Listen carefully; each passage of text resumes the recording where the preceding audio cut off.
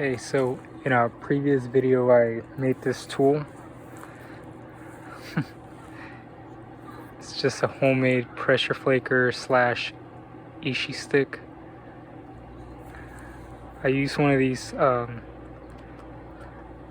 guess it's a stake for camping tent. I think it's made of aluminum because it grabs obsidian really good. And I basically just picked up a stick from just the ground. And then I just taped up this stake to it, and I've been using it as a pressure flaker. Well, I made a point in a previous video, and I just put this against my rib cage. I put this end against my rib cage, and then the rest of it just follows my arm like this, just tight against my arm. And I just use it to pressure flake, and it seems to be working fine. So I'm gonna try to make something out of this little flake ball I have here. So let's see what comes out of it.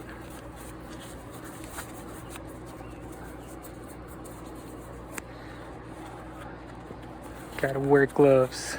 I do. Can't afford to cut myself out here. It's a long way to the hospital. Although obsidian, I mean, I've gotten cut with obsidian before, and it heals pretty fast. Sorry, let me secure this tarp here.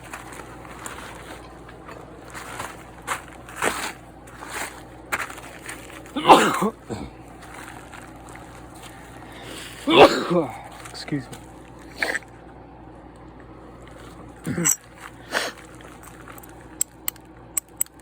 Yeah, obsidian, it heals really fast, and it cuts deep, but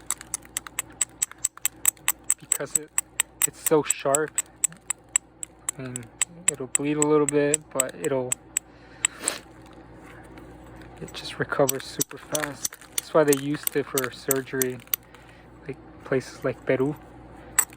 And even in modern times, some surgeons still use it because it leaves very little in the way of scarring tissue, just because it heals so fast and it cuts so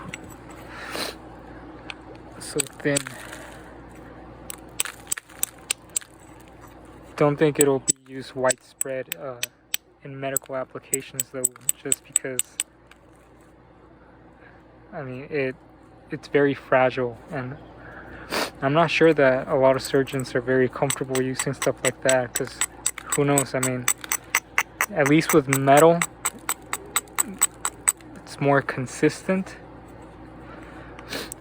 But with obsidian, I mean, the rock could have inclusions, impurities, ash pockets, who knows, and if it breaks inside of someone, I mean, that wouldn't be good. So I think maybe that's why it's not used in modern times, but it's still a very good tool to cut. That's why it's been used for millions of years.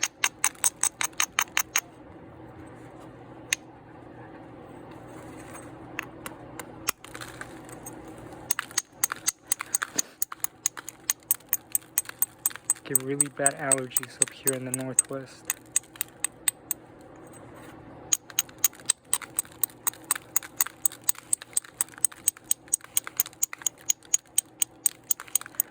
So I may take a break to blow my nose here, because I don't think you want to be hearing me sniffling. Oh yeah, that other video where I made that tool, it's in Spanish, but still, maybe go check it out. The point that I made in that video turned out to be a lot more narrower than what I wanted, but that's my own fault. I mean, I'm just not that great at pressure flaking or just knapping in general. I like it, just haven't done enough of it for me to just be very proficient with everything, all the different techniques. For example, like indirect percussion, I know that's a very efficient way to thin, like lumpy areas, but just haven't done too much of it. Pressure flaking is another one. Just haven't done too much pressure flaking, but I will.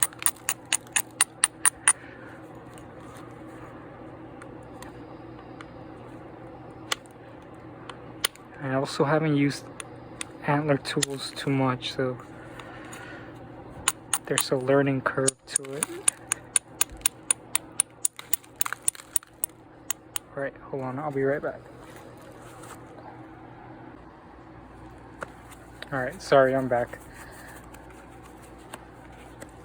Let's continue where we left off.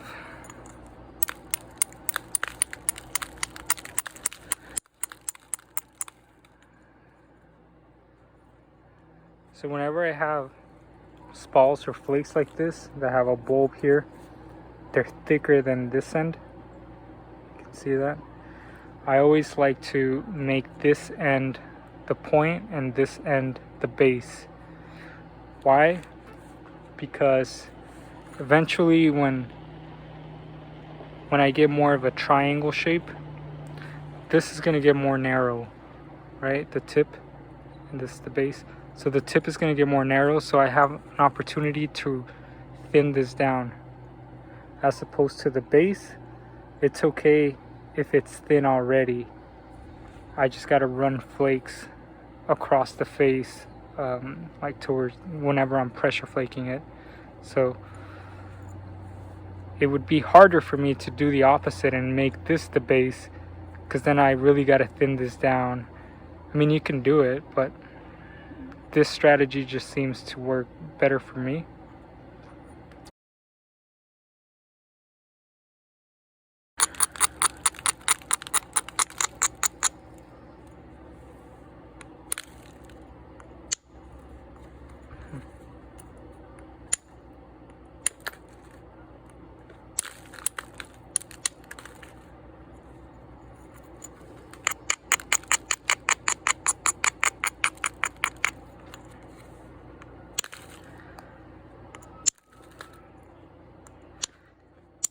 For some reason, I think different kinds of obsidian flake different, and it might be true just because of the different chemical compositions that they have.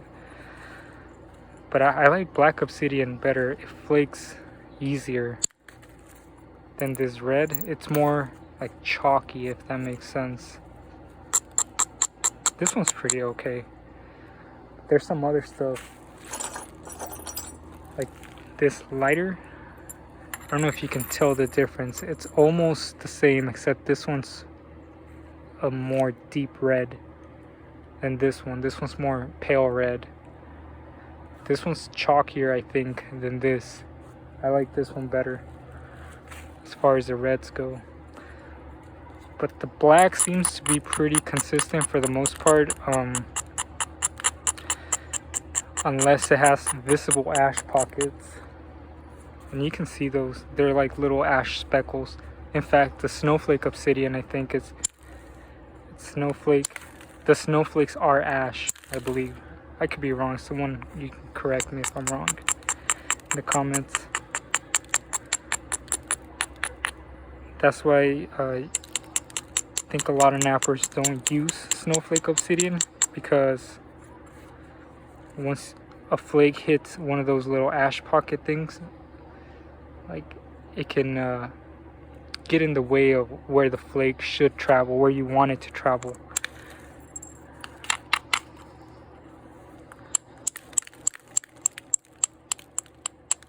And I really like the red, but again, sometimes it's flakier than the black obsidian.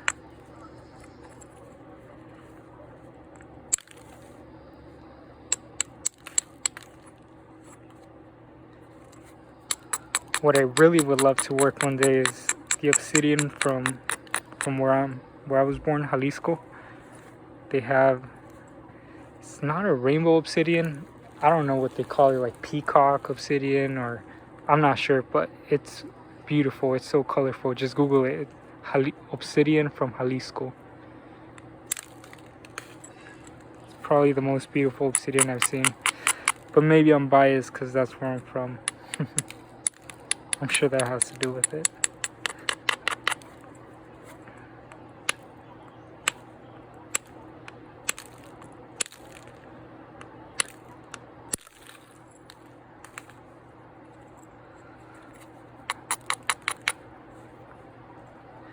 But if you know anybody that has some of that stuff, I'd like to get some.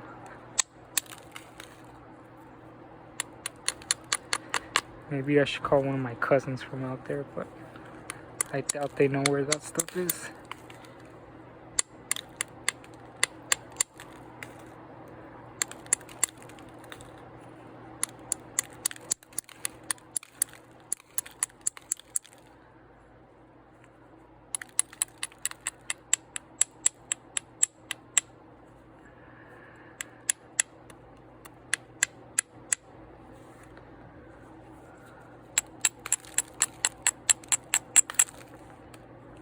Not too sure what kind of point I want to make with this one. I guess as long as I don't break it, that's a good day, but I really like corner notched points. So who knows, maybe I'll make a row spring, or we'll see what comes out.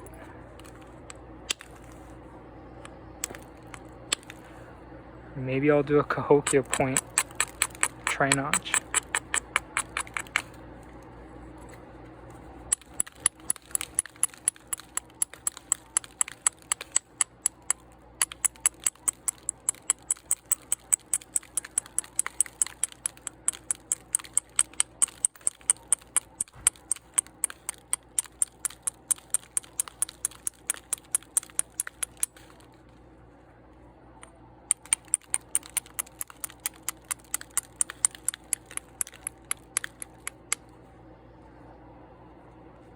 Just want to get rid of these high spots and then I'll start pressure flaking. But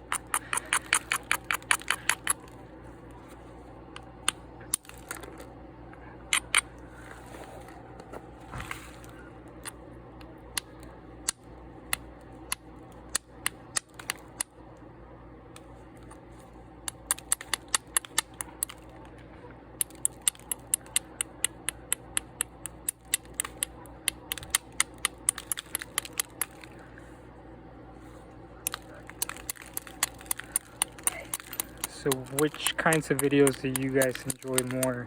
The percussion, pressure flaking? I'm not sure if I've done if I've uploaded pressure flaking videos on this channel. Well, the one I did in Spanish, I did pressure flake, but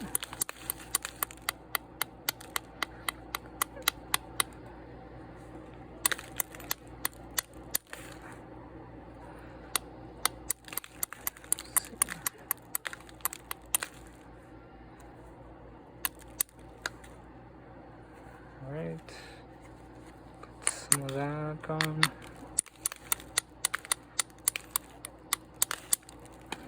There we go.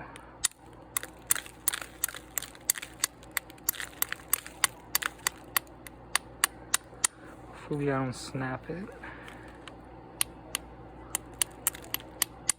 because then I probably won't upload this video.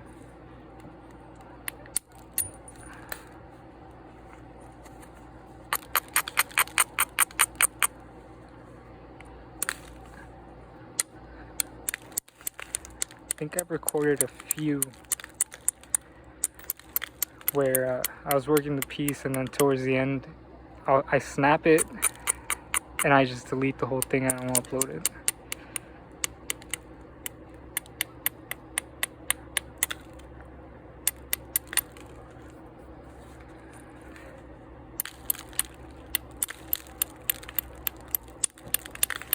I don't know. Sometimes, I mean, I would watch it if it was someone else's video just because you learn what not to do. you can learn what not to do. You know, if the person working it, whenever it snaps, if they're able to recognize why it snapped, maybe they didn't prepare their platform, or they hit it at the wrong angle, or they didn't support it correctly. If they're able to catch that and then explain that, I think that would be a valuable video. Otherwise, I mean, I don't know. Maybe I'll do that. I'll try, whenever I record a video and it snaps, the point snaps, I'll try to explain what I think went wrong. Maybe that'll help some of you out there.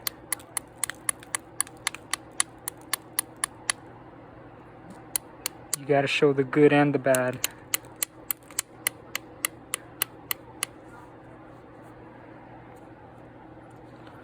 It's really, let's see.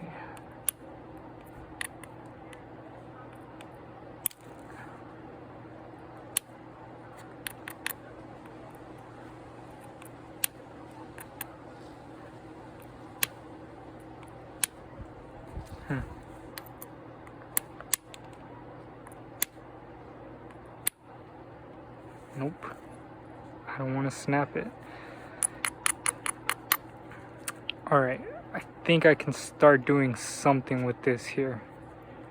It's pretty thin and has a weird curve to it, so I hope I can fix that, and I'll be using that homemade raggedy tool, but it works really good. Let's see, I just need to grab an abrader.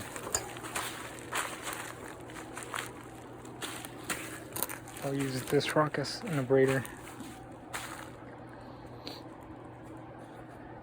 Got my hand pad. So yeah, whenever I start pressure flaking, first thing, abrade.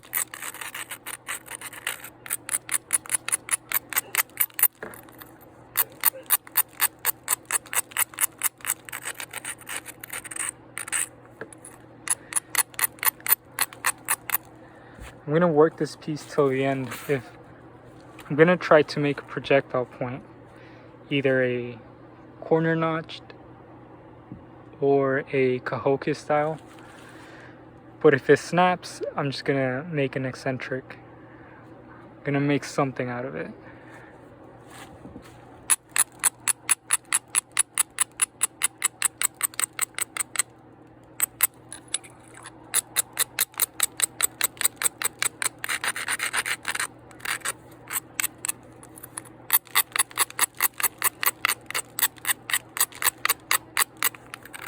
Eccentrics. Some people are really good at those. Alright, let's see. We're gonna start at the tip.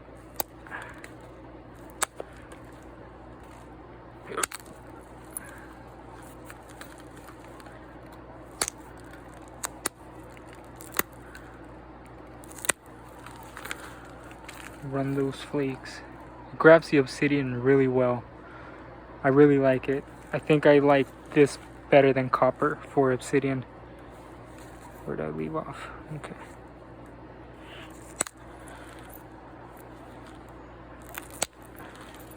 And I think this spike I got from either Home Depot or Walmart or one of those big box stores. And it was in the camping section. I think it was Walmart.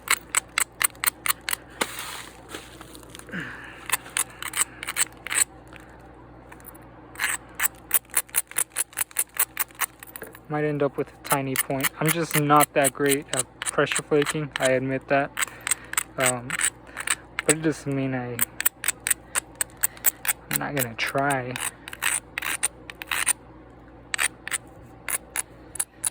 Can only get better if you try. And it's fun. I love knapping. Haven't been doing it for too long, but there's some guys on YouTube that are just master flint knappers, and they've been doing this forever.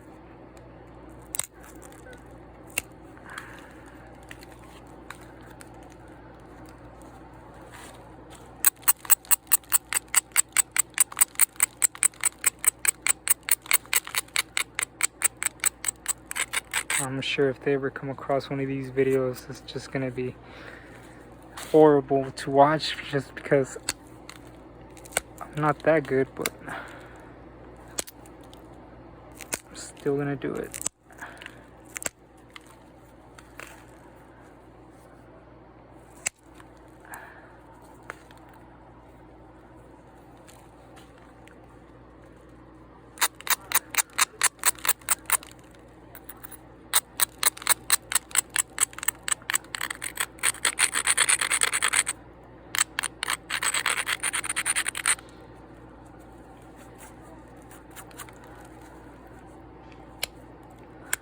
See, if I had to quantify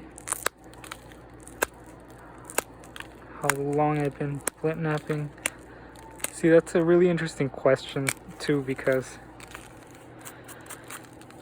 I can say I've been flint knapping for 3 years, but if I only do this, I don't know, an hour a week or 10 hours a week, I mean, that's gonna make a difference, right? So I guess if I had to guess how many hours I flint knapped, I would guess, I don't know, 100 hours in a span of, yeah, I think almost 3 years. The first few years, I didn't do it too much. I was in school, so I only did it whenever I had free time, which was almost never. And I started, I didn't have any obsidian or any good stone material to work, so I started flint knapping with beer bottle bottoms. There's a video on YouTube on how to make arrowheads with the bottoms of the beer bottles. Basically just stick a nail in an empty beer bottle and then shake it up and down, and the bottom will release. It'll break off. And it was difficult because those bases have like a curve to it, so you gotta remove that base, and then on the other side it's very concave, so you have to somehow run flakes on that side, and flakes don't like to run in concave areas. For example, here this side is very concave, that's why I'm not working that side yet. I'm working this side, which is convex. Flakes will run across here, but not on this side. And the beer bottle bottoms were kind of like this, so it was pretty difficult and discouraging, because I sat there one day for a few hours and I snapped pieces, and I just thought I was never gonna be able to make anything. It takes a lot of patience. But over time, you just figure out your own technique. Watching YouTube, watching other people do it, definitely helped a lot. But, I mean, I'm still learning.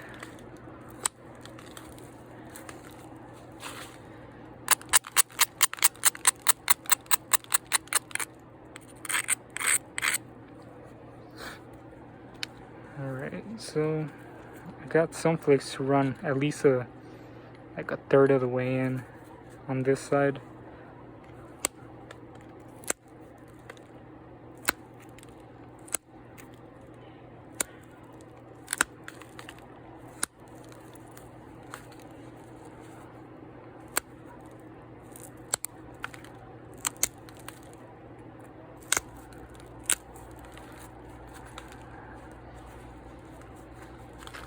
So yeah, if you don't have any, any flint knapping tools,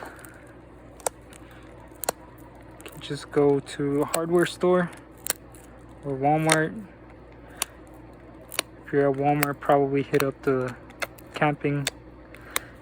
camping section and then go grab one of these tarp stakes. I think they're aluminum.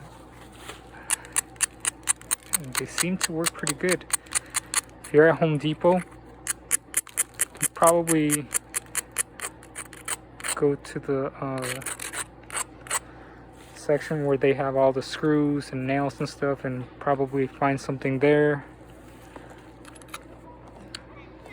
I know the plumbing section has copper caps. You can make your own copper boppers.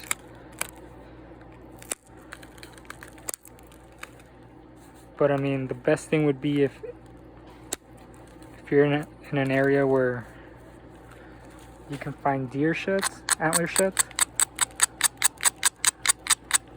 That would be a good way to start learning.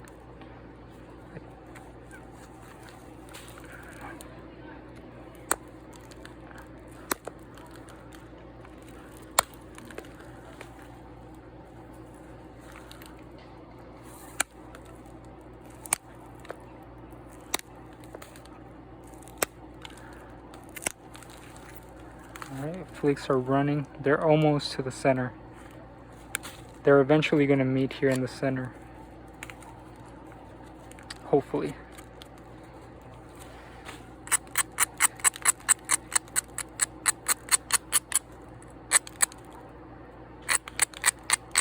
Might end up with a really narrow point. I seem to always do.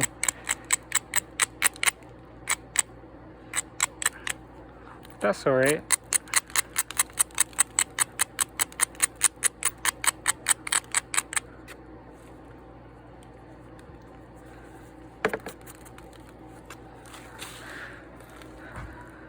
So yeah, I'm pressing this end against my ribs, and then the rest of it just against my arm here, and then I'm just pressing in. Put it right on the edge, and then go in and down. Find the low spots of this center line, find all the low spots. For example, if you look at it this way, right? Hope you can see it. This area here is below the center line of this whole piece, so I can remove flakes on this side. I couldn't do it up here, this is too high. If I do it up here, it's just gonna crush, it's not gonna remove anything really. But flakes will run if I work this area of the center line. So I'll probably start on this tip here and just press in, down, in and down.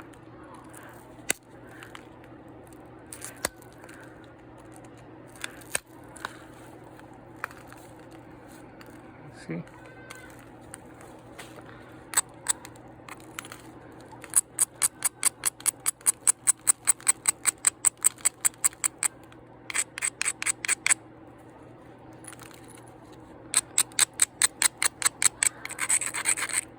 If you guys want me to explain that a little better, just go ahead and make that request in the comments, and I'll do a video explaining more platforms, center line, and stuff like that.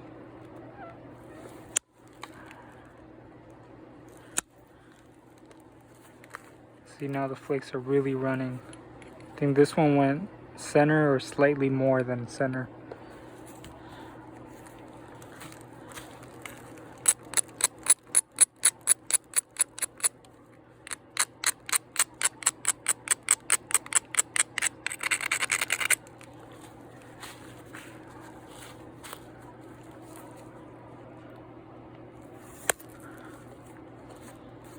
There we go. And then just hold the piece. Make sure that this side, the opposite side, is supported with the palm of your hand, right? And then your fingers don't press really hard. If you press hard with any of your fingers, it's gonna snap. Once you apply pressure with your pressure flaker, your piece can snap. So just without putting too much pressure on the piece, just support it so it doesn't move when you do a pressure flake. Just hold it so it doesn't move, and And that's all you really need.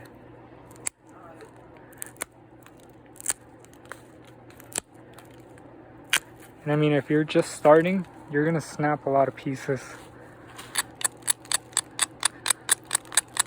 See, that's another thing. You can ask, how long have you been flint knapping? And you can quantify that in years, hours, or you can quantify it in how much material you've been through. 'Cause you can break a lot of rock in a short span of time. Or you could, be very cautious of how much material you're going through and just take your time. But I think I've gone through, who knows, man, at least 100 pounds of material.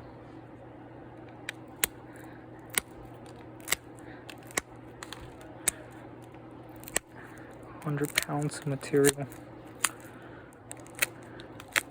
Maybe even slightly more.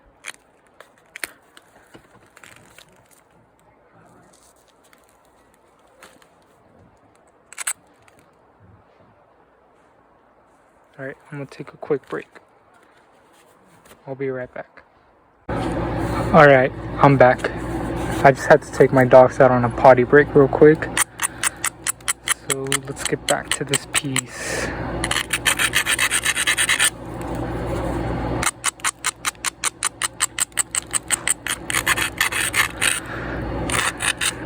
What were we talking about? How long people have been flint knapping? How long have you guys been flint knapping? Leave it in the comments.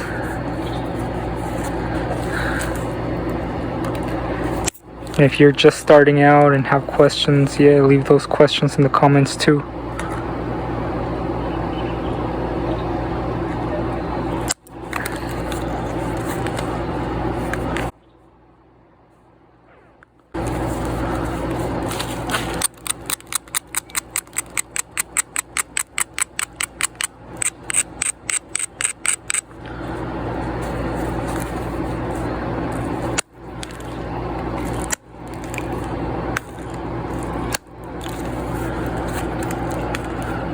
Okay.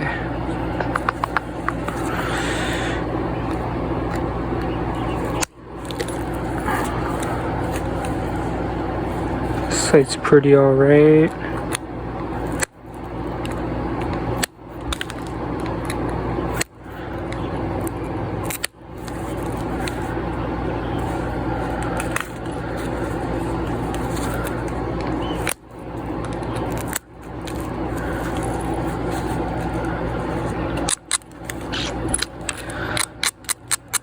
I'm more worried about this side because we still have that concave area here, but I think if I remove some mass here, I can start to build some convexity on this side. I'm gonna try to at least.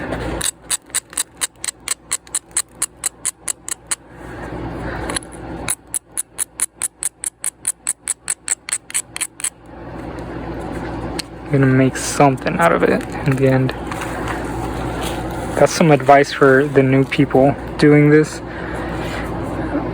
Again, after you snap your piece, just keep working it.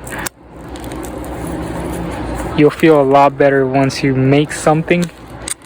Just make a general shape, put some notches in somewhere, but make something.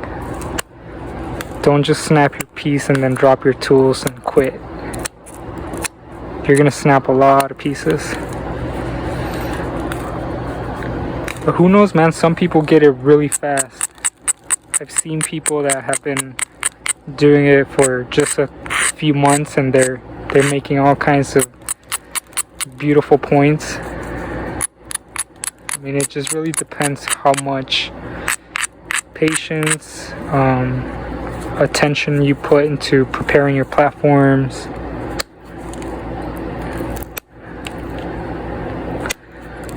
Yeah, it definitely takes time to learn this though.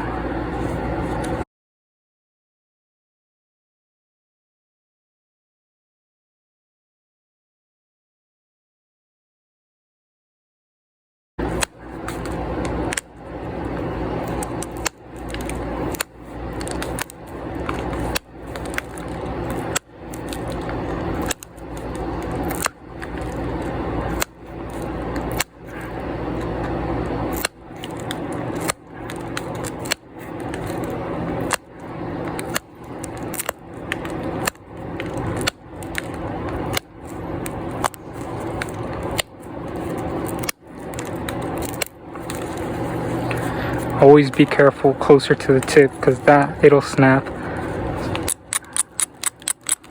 Sometimes I leave the tip for last. I work the tip last just because it's so fragile and snaps very easy.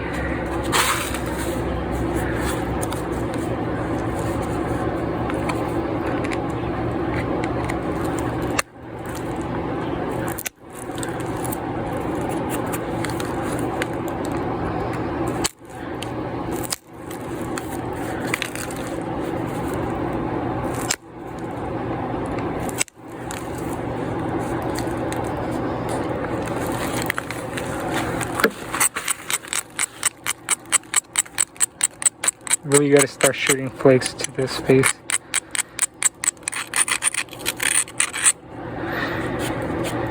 Just need the center line to move closer to that one, to that face. I think I can start doing it here though.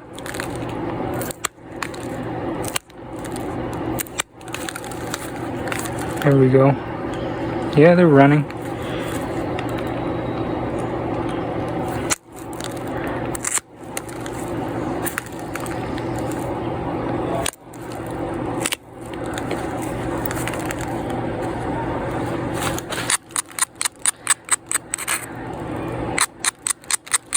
It's gonna be a narrow piece, but that's alright.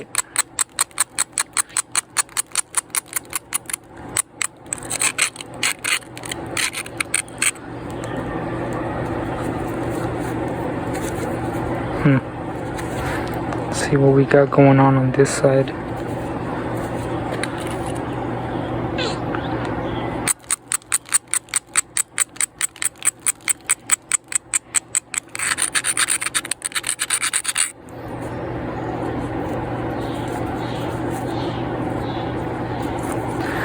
Alright.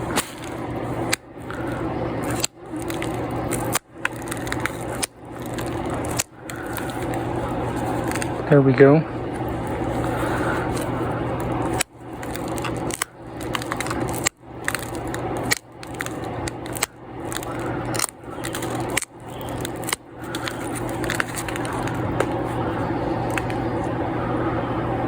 Okay. Now I can start removing some of this mass here, if you can see it, and start straightening it out. Should be pretty easy from here, but I mean, I can still snap it at any time.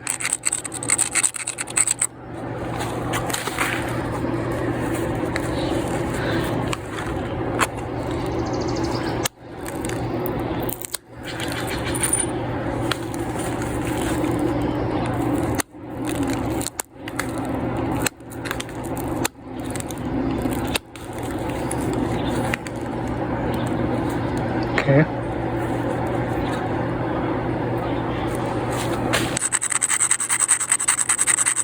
Careful when you braid, don't break off the tip.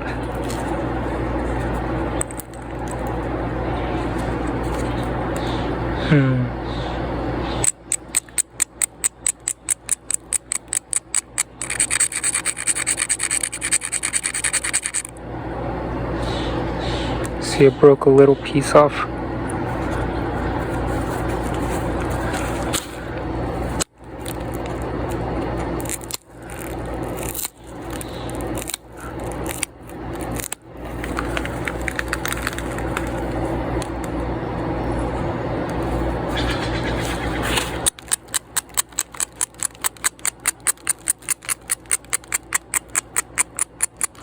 Skinny point.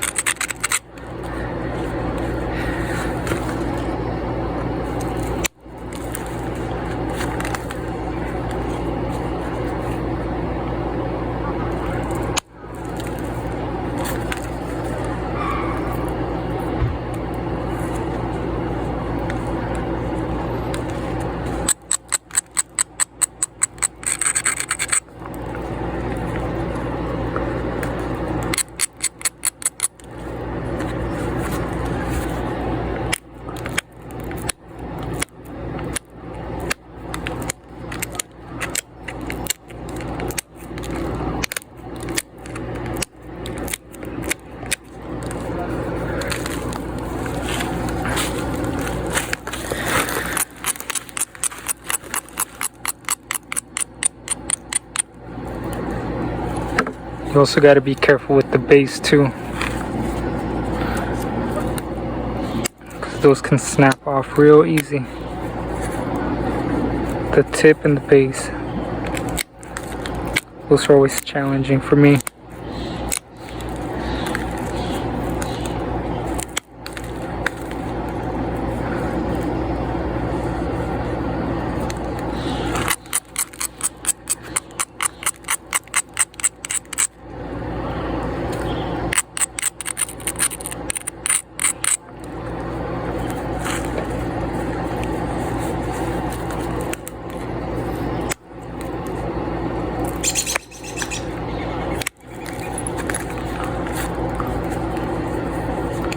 Definitely ran far. It really thinned it out.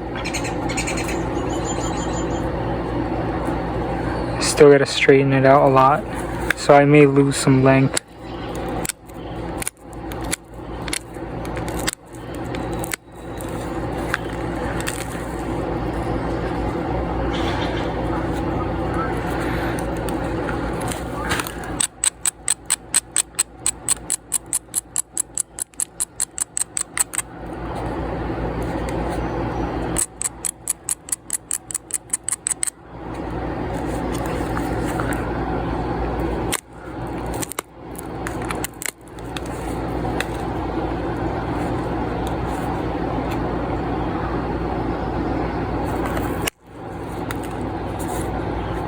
That was a good one. There's another one. Let's see if I can keep that going.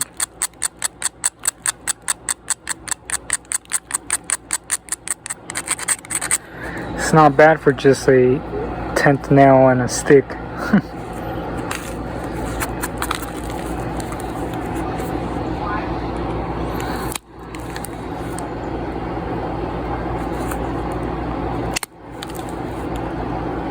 Okay.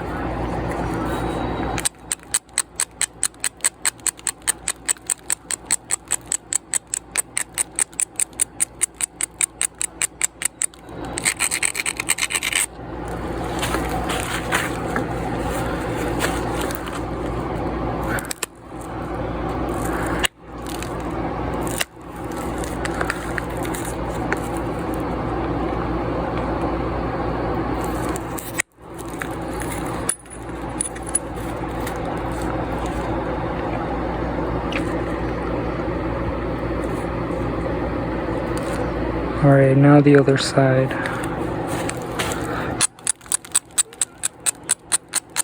I think that's why my points always turn out very skinny, because I always abrade them really hard.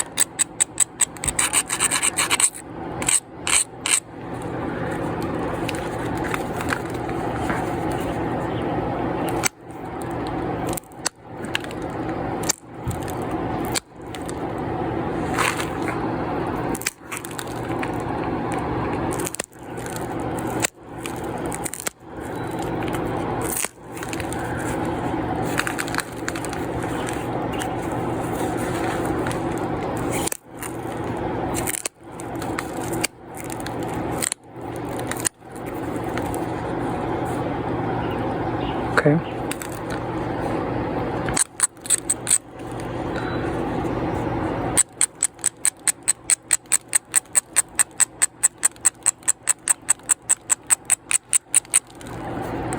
It's either that I braid too much, or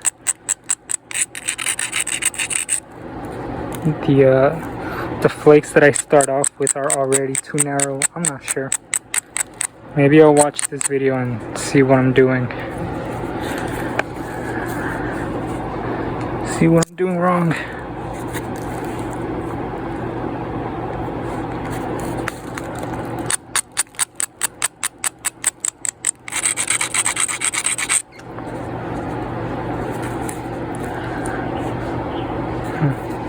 Still take one on this side. There we go. Okay.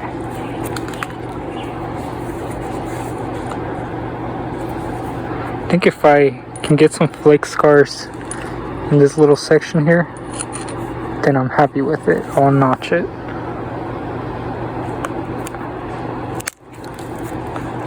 Okay. That one worked. And no.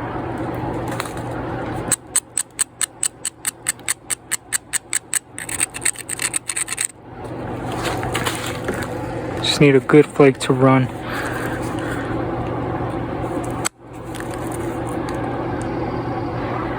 Problem here is that it's concave.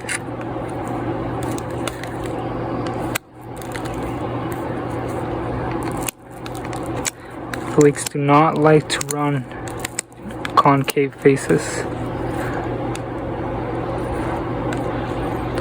I mean, I've seen actual artifacts, and a lot of times you'll see this going on, the curvature to the arrow point, to the projectile point, and you know exactly what happened. They started off with a flake that was curved like this, and it doesn't always have to look pretty, it just has to work in those times. I'm not making these to hunt or anything like that. I like the art of it, just learning the technique, so that way I know what I'm looking at in the field.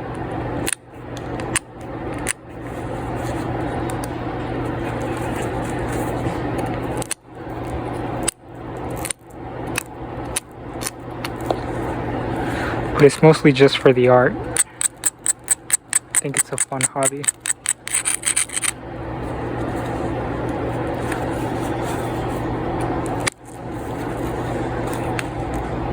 Okay.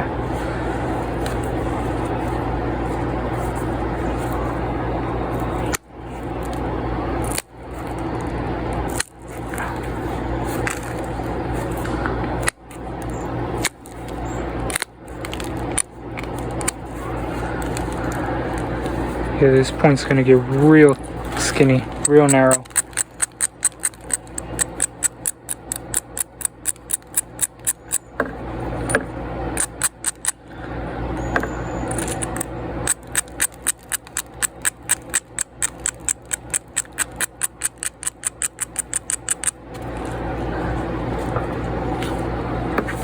It's okay.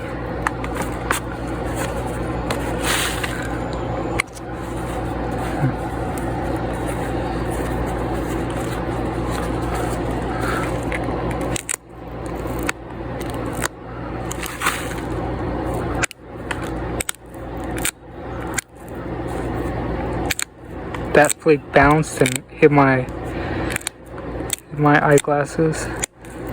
Eye protection is very important.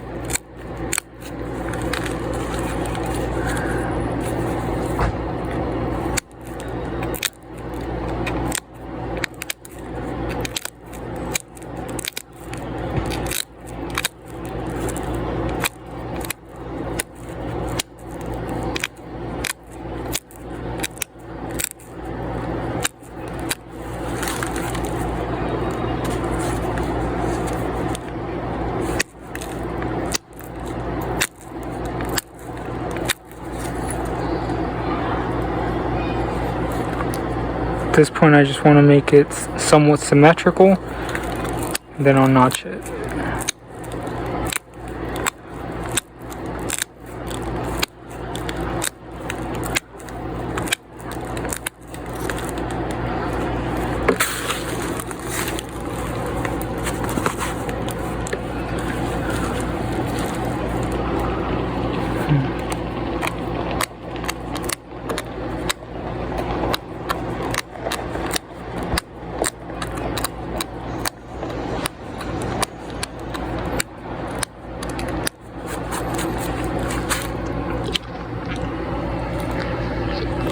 I'm gonna move this a little bit.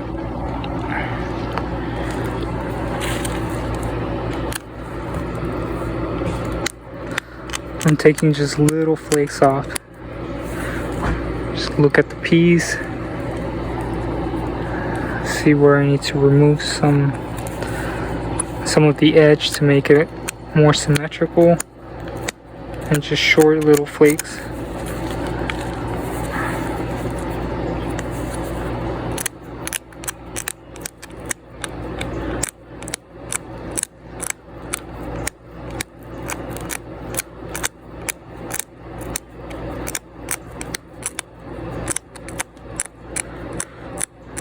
careful when you get closer to the tip.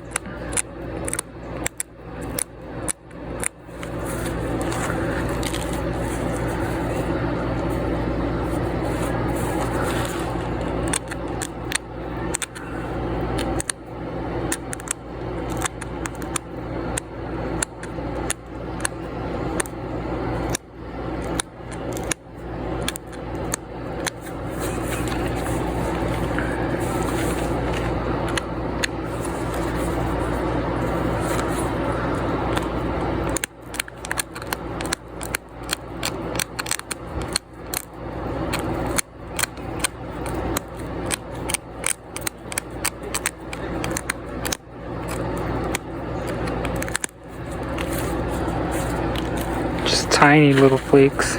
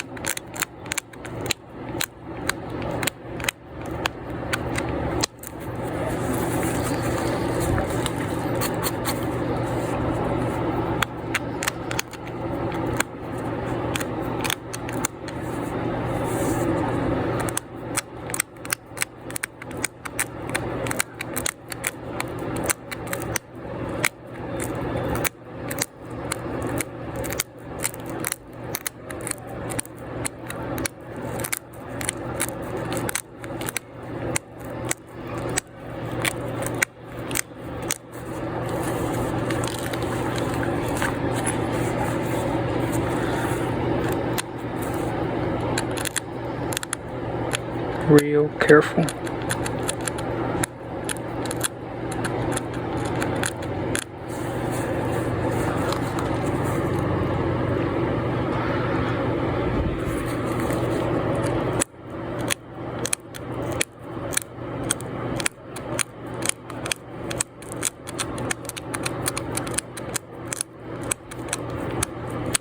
Just barely taking anything off at this point. Just little flakes, shaping it.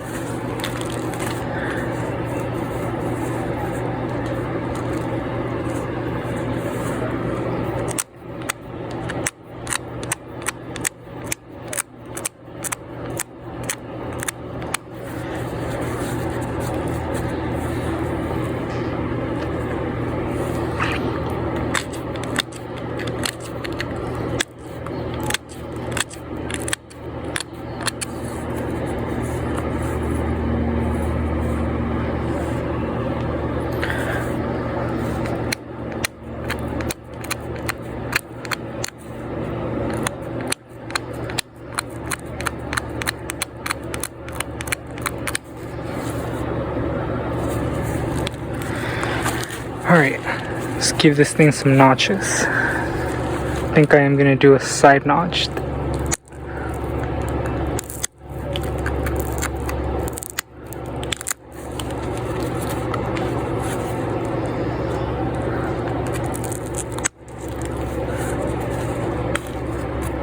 Maybe a tri-notch. I'll notch the base too.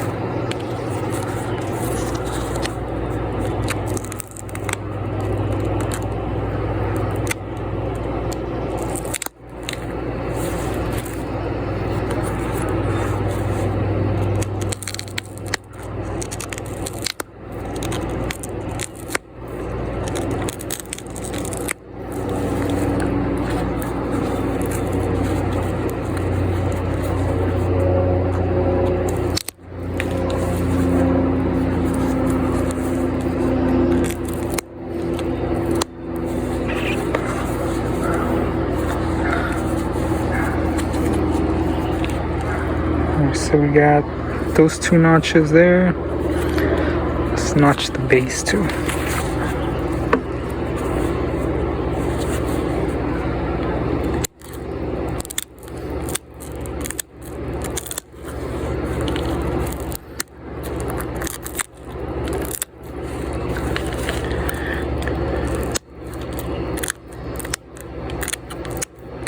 Maybe I'll just make a concave base. I think that's what this wants to be. That's what I made it by accident. A concave base. You just gotta roll with it.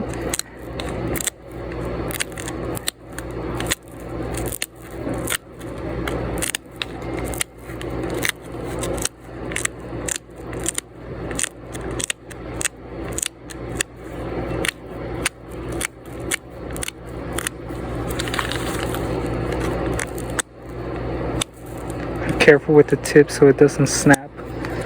You're holding it like this. Alright, let's see what we got going on.